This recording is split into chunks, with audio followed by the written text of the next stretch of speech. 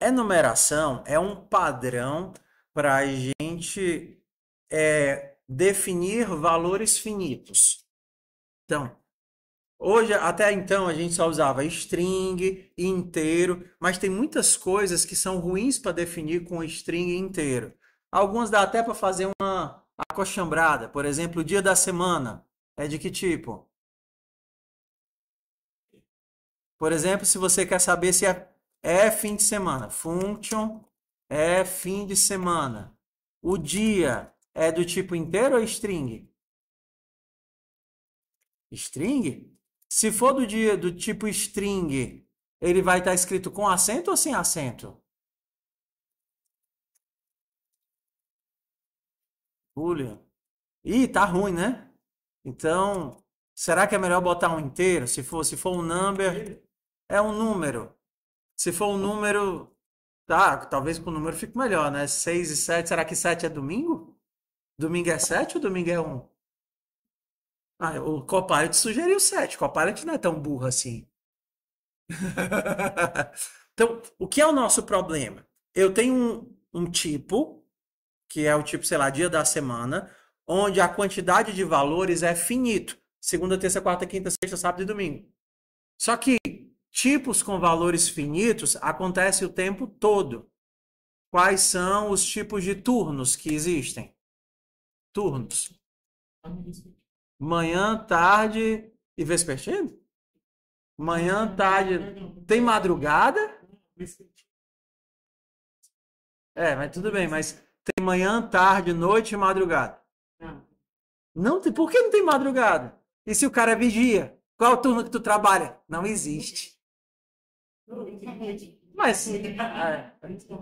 Ah, é? Mas se ele trabalhar a partir da meia-noite? De meia-noite até meio-dia? Não, é madrugada, não? Vamos lá. O que é o problema que eu estou provocando intencionalmente? Definir tipos limitados é uma escolha, tá certo? Se você vai lá cadastrar o animalzinho se você vai cadastrar o animal no pet shop, aí você leva o seu gato. Aí o cara pergunta: como é que você define qual é o sexo do animal? Quais são os valores? Masculino e feminino? Macho, fêmea? Hã? Não é porque perdeu os ovos que virou. Essa foi boa. Ainda bem que não ficou no áudio da gravação. Essa foi boa. E o seu gato era o quê? Era homem, mas eu castrei esse boa. Bora, foco, foco. Então vamos lá, foco, vamos lá, vamos para a solução. O problema a gente já entendeu. A solução é criar um tipo e dizer quais os valores que esse tipo aceita. Então, o meu dia da semana poderia ser segunda, terça, quarta, quinta, sexta, sábado e domingo. Isso é o tipo, esse é o valor que o tipo suporta. Agora fica fácil, né? O sexo do animalzinho, eu posso definir que é macho ou fêmea. Macho ou fêmea ou sem bolas, né?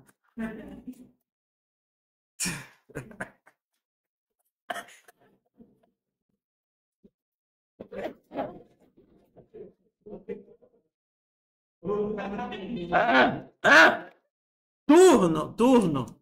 Turno poderia definir que é manhã, tarde, noite ou a madrugada.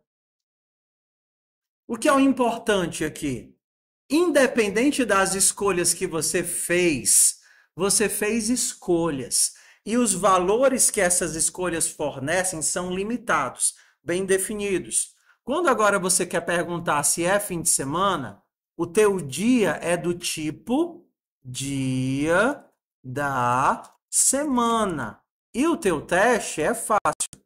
Ele é fim de semana se o dia for igual a dia da semana ponto sábado. Só diminuir um pouquinho, tá?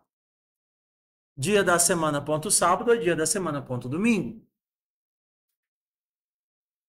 Isso é o tipo, isso são os valores que o tipo suporta. Bora lá. O que é que a gente está criando? A gente está criando um tipo novo com valores bem definidos, ilimitados. Um inteiro é um tipo com valores ilimitados. 1, 2, 3, 4, 5, 6, até o que cabe dentro do espaço de memória.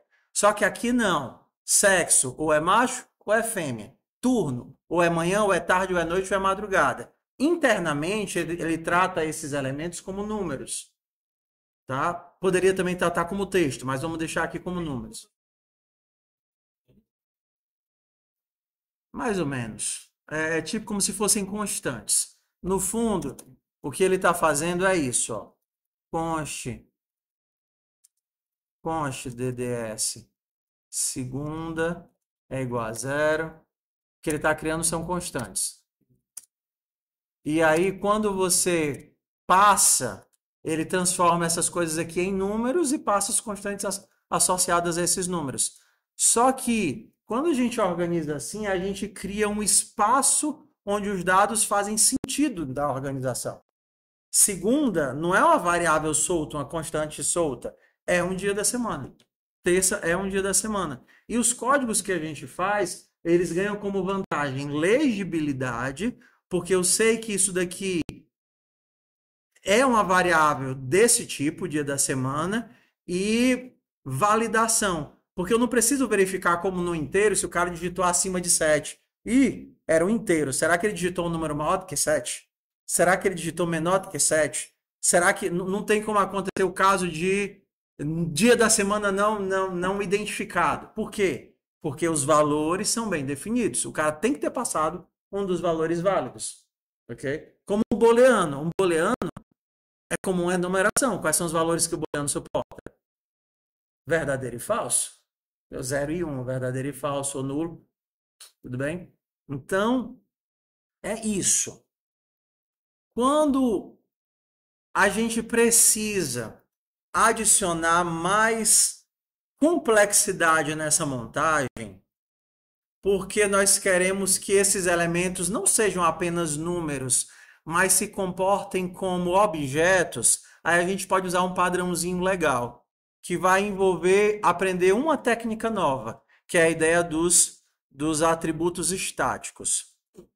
Quando você cria um tipo, por exemplo, class pet. Teu pet vai ter um nome, tudo bem? E aí você vai ter um método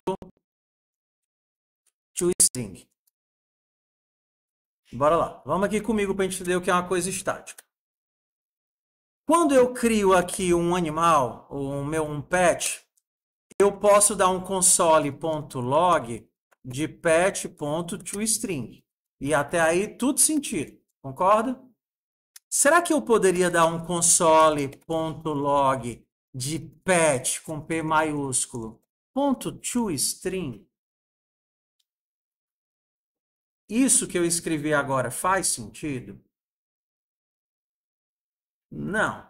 Por quê? Porque pet é a classe. O meu método toString, ele pega os atributos daquele objeto, aquele objeto que foi criado, olha para os atributos daquele objeto que foi criado e consegue executar a invocação.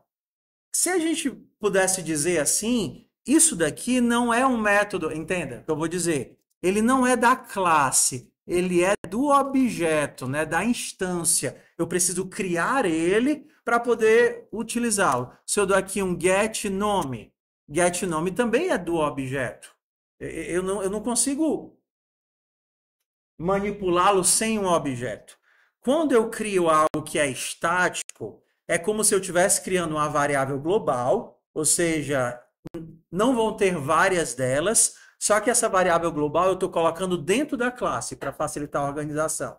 Exemplo, imagina que eu faço isso daqui, ó. Seja contador de pets. Começa em 0. Isso daqui é uma variável de que tipo, pessoal? Variável global, tá vendo? Está dentro de um escopo. Toda vez que eu criar um pet, eu vou aumentar a variável global. Tá vendo aqui? Então, quando eu criei o tom, se eu mandar pergunta qual é o tamanho do console.log, qual é o nome da variável? Contador de pets. Contador de pets vai ser 1. Se eu criar um novo pet e mandar imprimir o contador de pets, vai ser o quê? 2. Estamos juntos aqui? Ó, uma variável global. Toda vez que eu crio um pet novo, eu estou inicializando essa variável. Essa variável, ela tem uma delas para cada um dos pets, ou uma delas é para todos os pets? Para todos os pets. Exatamente, ela é de todos os pets. Não é uma para cada pet. Quando eu transformo algo em estático, é a mesma coisa que isso.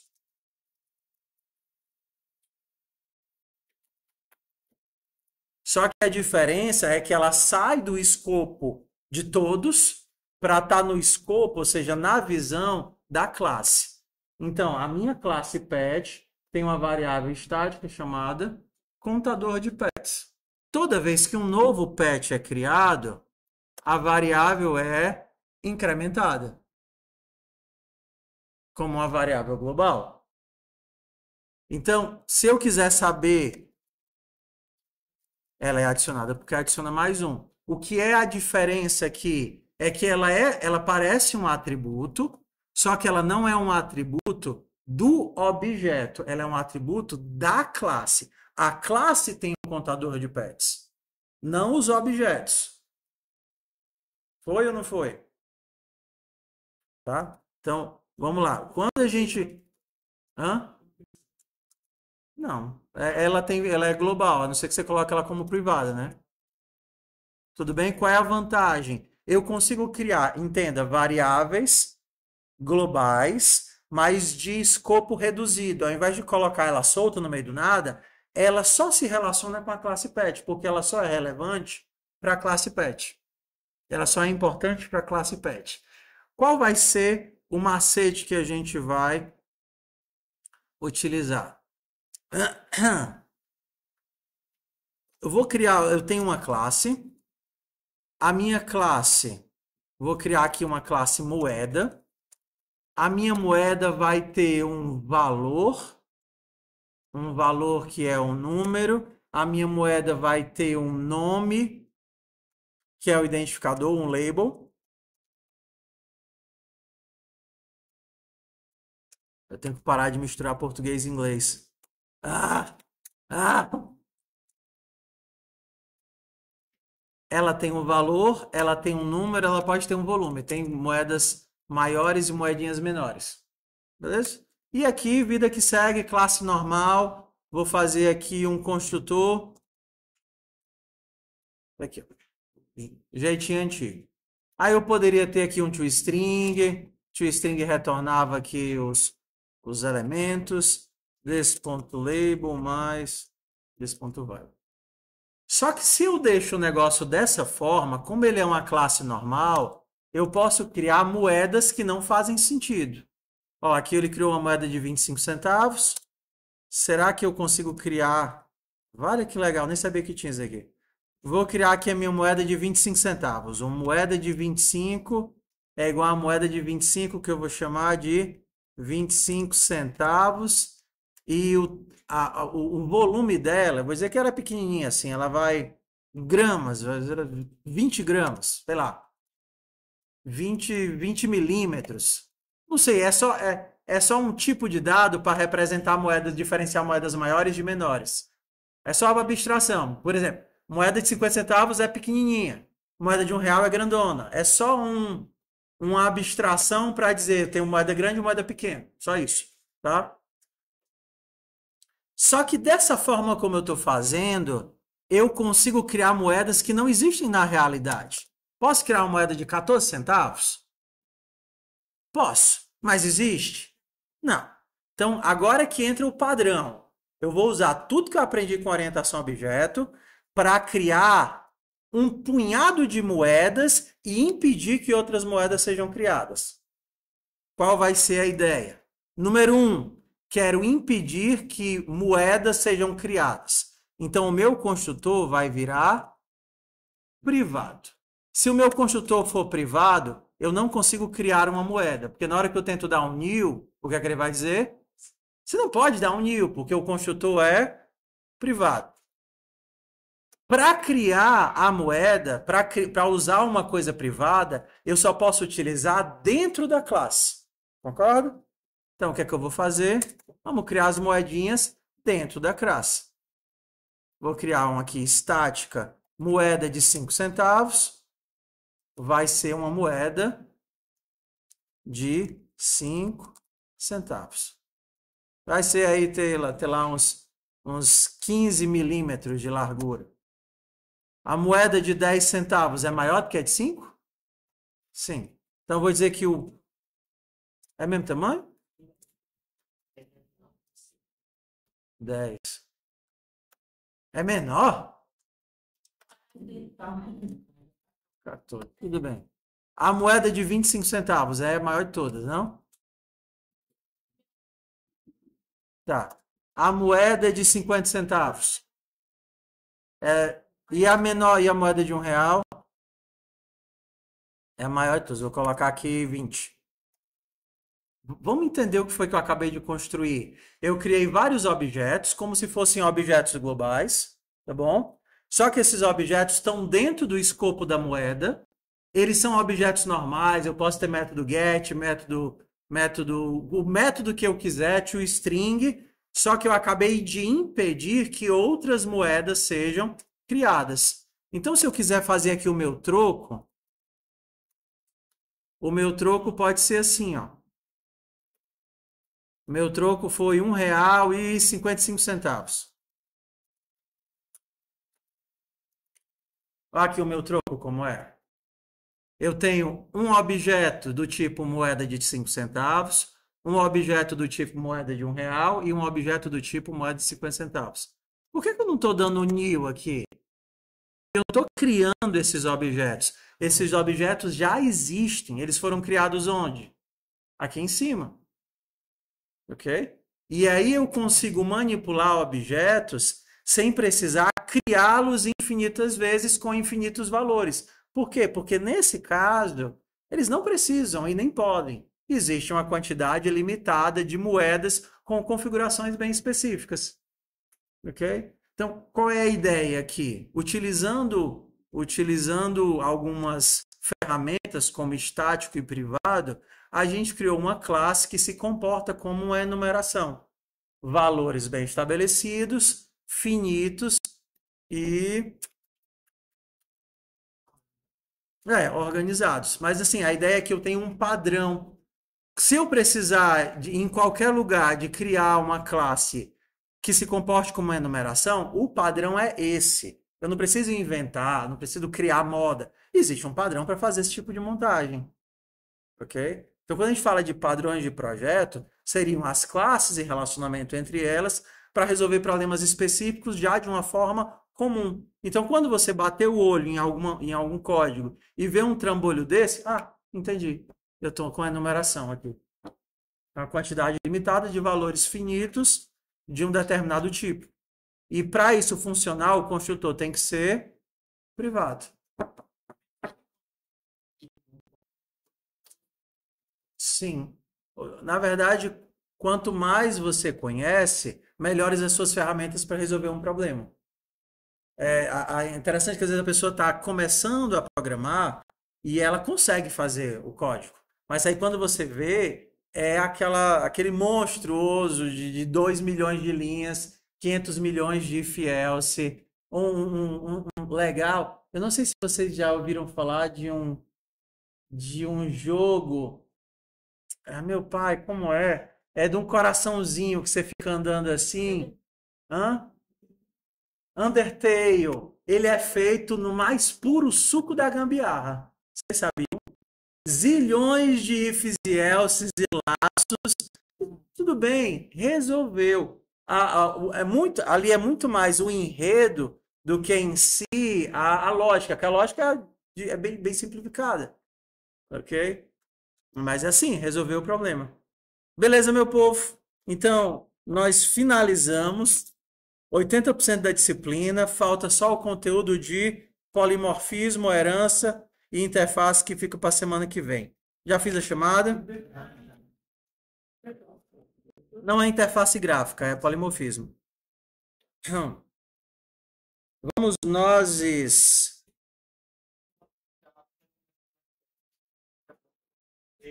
Já era para ter ficado pronto, só não fiz porque eu tô com preguiça. Não é preguiça, é porque eu termino a aula e fico me sentindo tão ruim que eu fico deitado até a próxima aula. É de lascar. Eu não sou uma pessoa preguiçosa, mas quando você tá doente, cara, e aí eu termino. Hã?